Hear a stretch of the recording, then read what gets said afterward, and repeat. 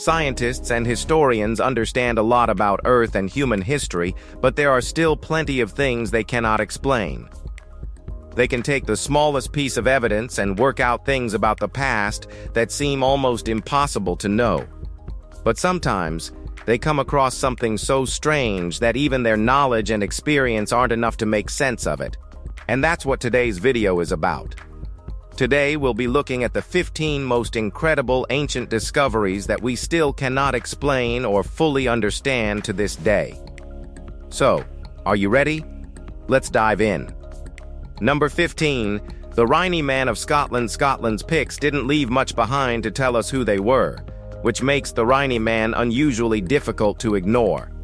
It's carved into a 6-foot-tall stone and shows a bearded man carrying what looks like an axe with an elaborate shape around his head. Archaeologists place the carving somewhere around the 5th or 6th century, but putting an exact date on bare stone is never simple. Its surroundings make the figure even more curious. Rhynie was once an important Pictish center, with high-status burials and evidence of powerful people gathering there.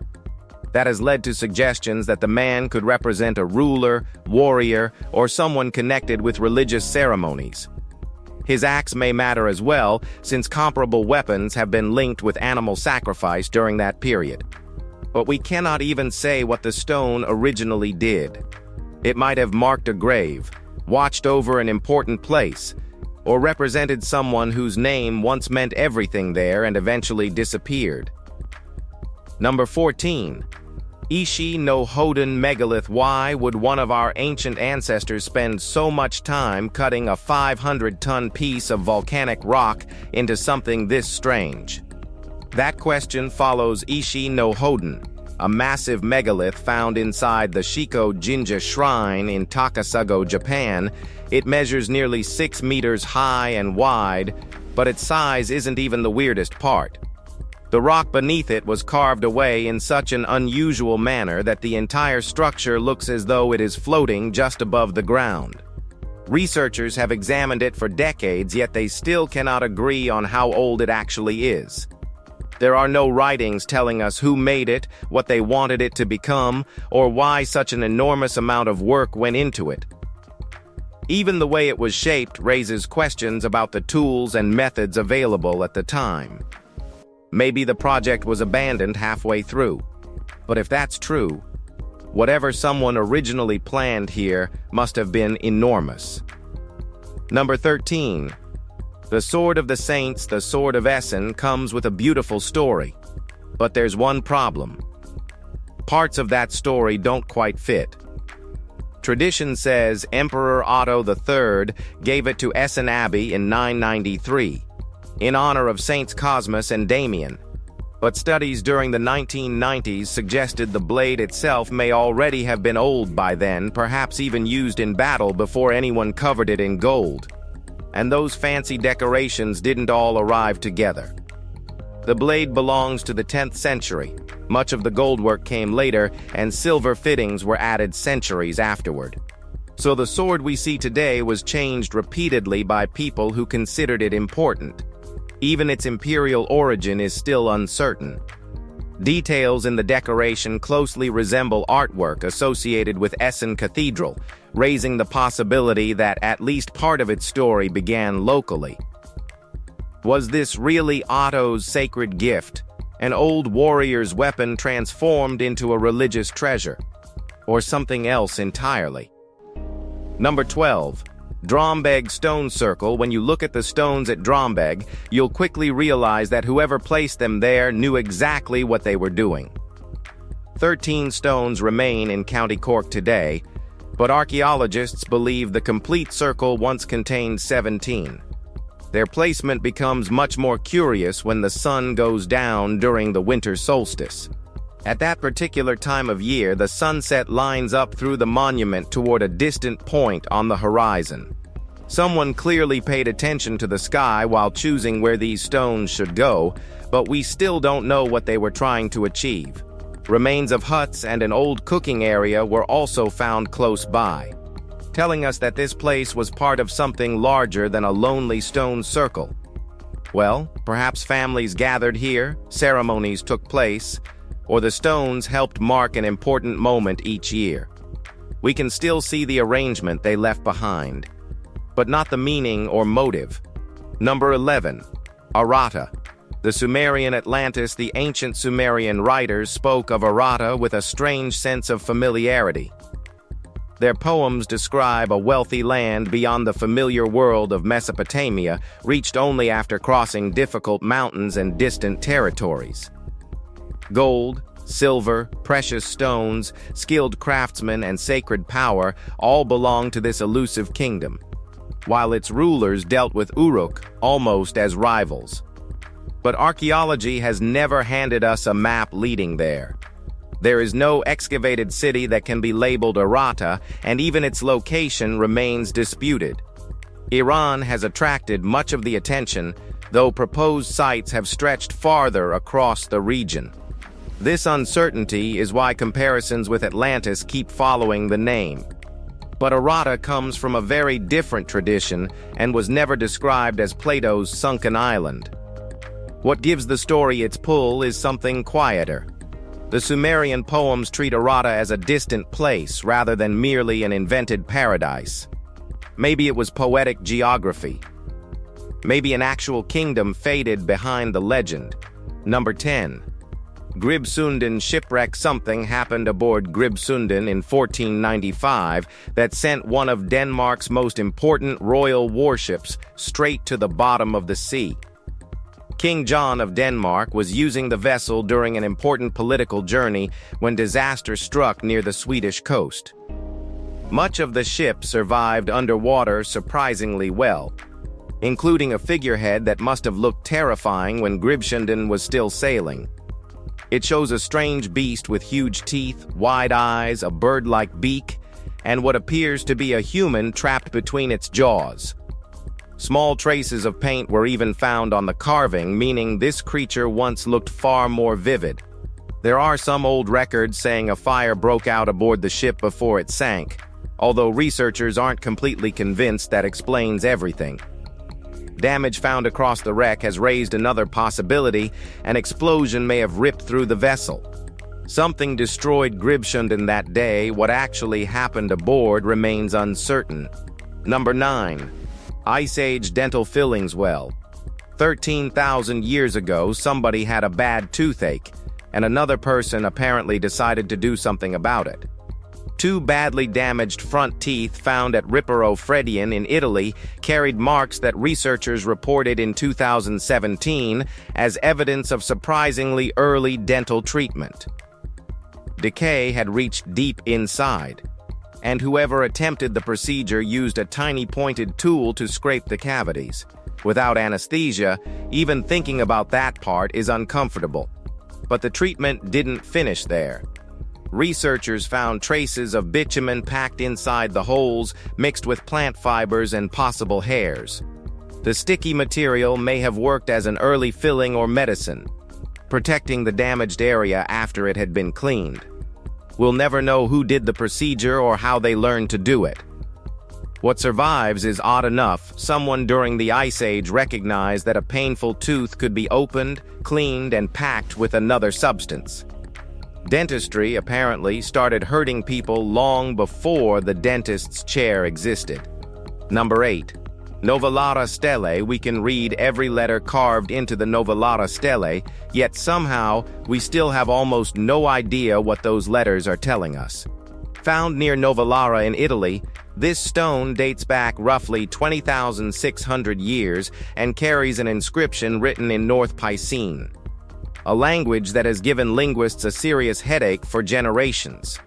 Its alphabet resembles Etruscan writing closely enough for individual characters to be recognized, but once those characters form words, their meaning simply falls apart.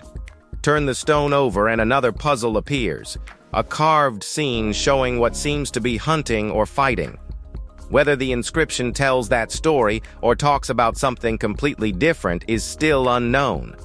Making matters worse, we know very little about the people behind the language itself. They may have had connections with the Etruscans, or belonged to another culture entirely.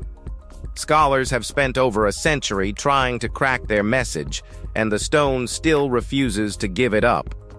So, can you solve this mystery? Number 7. The Inca mask discovered in Florida. Treasure hunters expected coins and shipwrecked gold off Florida's coast, not an object that would inspire claims about ancient technology. The piece was described as an Inca funerary mask tied to the wreckage of Spain's 1715 treasure fleet, whose ships went down during a devastating hurricane while carrying riches from the Americas. Then came the detail that sent the story racing across the internet: iridium. Reports connected with the recovery claimed traces of this rare metal appeared alongside gold, silver, and copper in the mask, and speculation quickly outran archaeology. Soon, versions of the tale were calling it 12,000 years old, an impossible date for an Inca artifact. Iridium itself offers no proof of advanced forgotten technology, since small amounts can occur naturally in gold deposits. That leaves us with a rare object wrapped in a much messier mystery.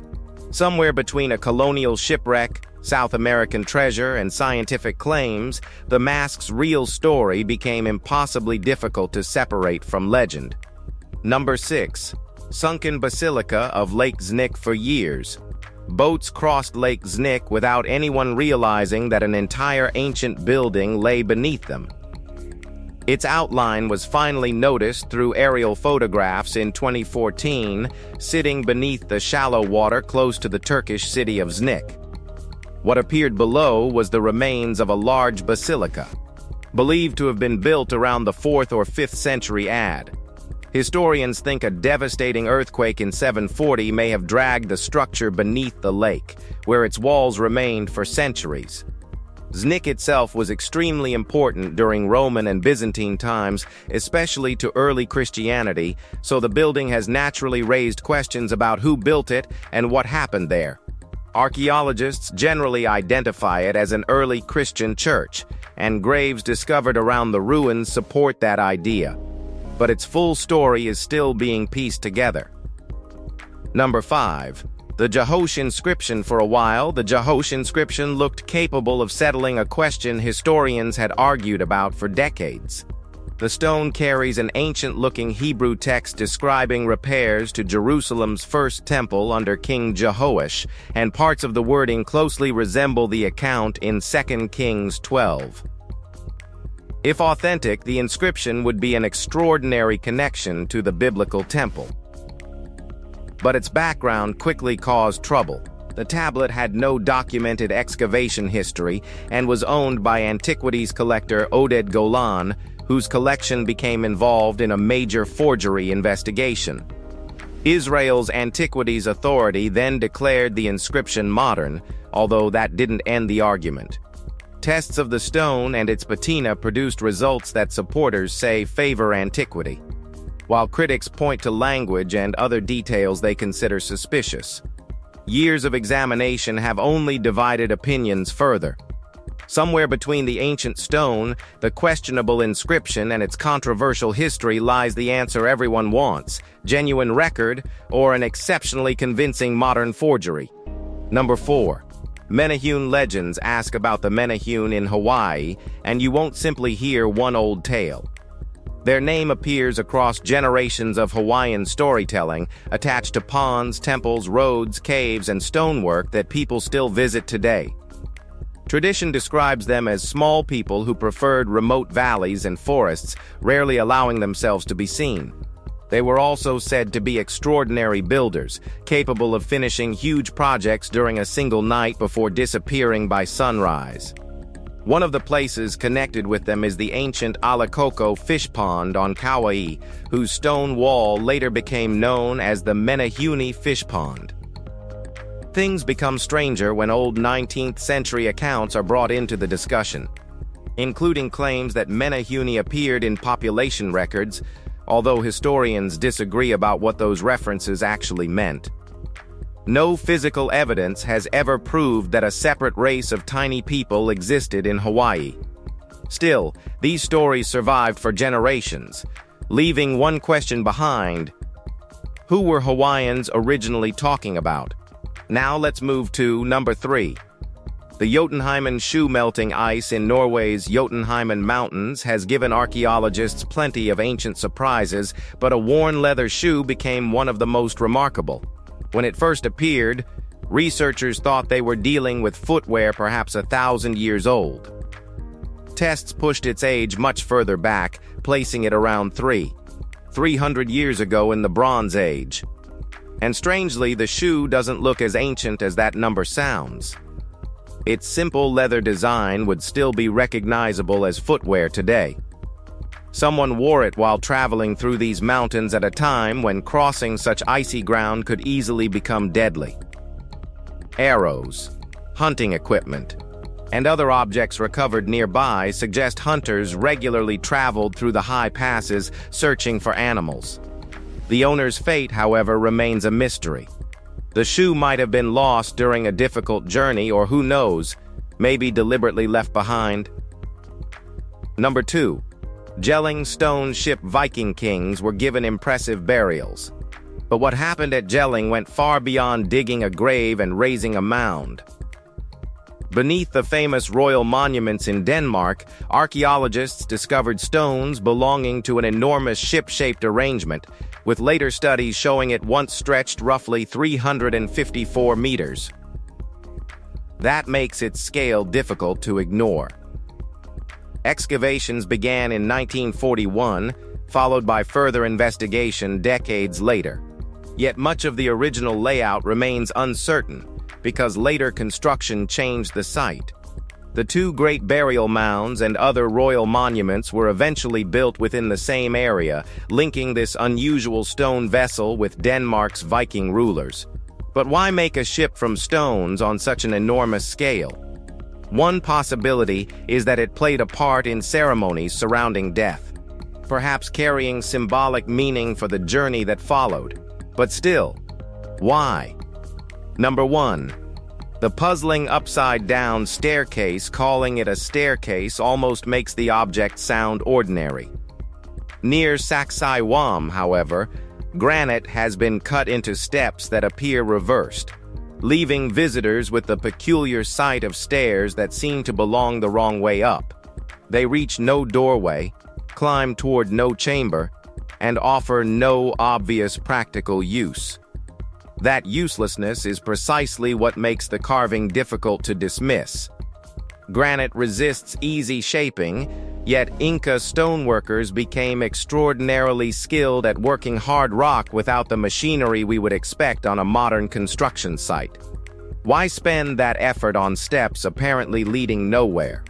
An unfinished project remains one possibility, while ceremonial use has also been suggested. Neither gives us the missing purpose with certainty. Cusco contains enough remarkable masonry without turning every unusual cut into lost technology, but this carving needs no exaggeration to feel strange. Someone planned those steps, worked the rock, and stopped. We inherited the result without the one detail that matters most, the reason. Well, that's all from us. We hope you've enjoyed this video. Thanks for hanging with us, and be sure to like and subscribe. We'll see you soon.